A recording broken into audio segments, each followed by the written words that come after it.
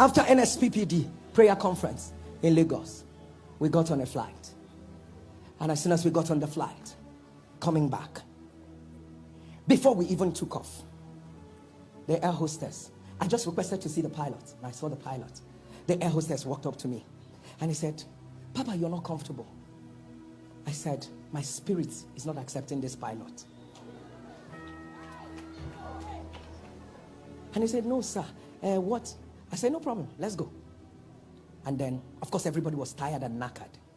So, but for some reason, the Spirit of God said, begin to pray. And I kept praying. I didn't sleep. Everybody. So I wasn't sleeping. Pastor Sarah was in the flight with us. She was talking with her sister.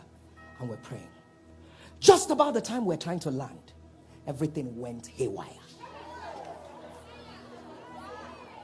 If you saw the picture of the plane, all the tires. I'm a frequent flyer, so I know what I'm talking about. We're moving from, and the Lord said to me, my PA is a witness. During the week, I have continued to tell my PA, I don't know why, I'm sensing this in my spirit. People of God. Left, right, left, right. Next thing we heard was, Boa! They said it's hard landing. They say it's crash landing. They said whatever it is. But when we came out of the plane, we found out that all the tires of the plane had busted. But every one of us came out, nothing missing, nothing broken. Jezebel, let me inform you, you will not make my life like the Omakapatukarasa Ashakibara. Raise your voice and shout fire. I didn't hear you thunder fire. Let me hear you scream fire. Let me hear you shout fire. Let me hear you shout fire. You see these plane crashes that have taken place in the past. It's not like it's the negligence from the airline. Like, how can you people not put your airline in order? You want to, you see some of these pastors that, had plane crash and that was the end of their life. Do you understand? How do you carry people on board people when you know that your aircraft is not in good condition? This same tire issue, you remember all these plane crashes that we've been having? You hear that, they were a crash land this or the crash land that. Can you imagine the people that were there? Him, Pastor Sarah, and other people. I don't know, it's the Pastor Sarah I know he's talking about. So you can imagine the panic in that place. If God forbid, if anything has happened, a lot of people say, Pastor Jerry is praying for other people. Why couldn't he save himself? But thank God he had it in his spirit and he started praying. That is why whether you are the pastor or not, you have to be listening to your spirit all the time. When you hear anything that is uncomfortable for you, pray. Just pray. Even if whether it will work or not, pray first. Allow the working to be from God.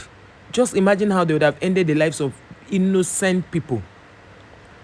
How they would have ended the life of innocent people. And he's telling the air hostess, she's saying, because they don't know. See, there's one job I can never ever do. God, I beg. May he never get to a point where I'll pick up an air hostess job. You see air hostess, you see pilot, I don't want to do those kind of jobs. Because I don't know, and they don't get afraid. I don't know how to explain it. They are not scared. And you see some of these pilots too, because they have decided that whatever happens, let it happen.